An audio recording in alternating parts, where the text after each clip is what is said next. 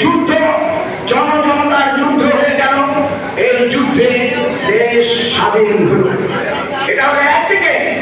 অন্যদিকে এই মুক্তির যুদ্ধের বিরুদ্ধে ভারতের শাসক গোষ্ঠী ওরা চাইল পাকিস্তান ভাঙল আর বাংলাদেশকে তাদের করায়ত্ত করার জন্য ষড়যন্ত্র।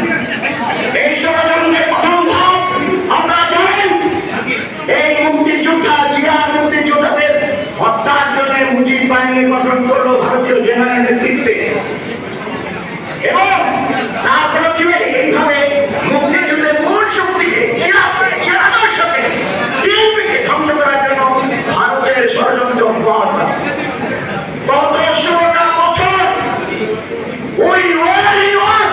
আমরা এখনো যুদ্ধে আছি। সেই যুদ্ধে পাকিস্তানি আমাদের মতোই বাংলাদেশের হাসিনা আন্ডারে সেনাবাহিনী পুলিশ আমাদের বিরুদ্ধে ছিল।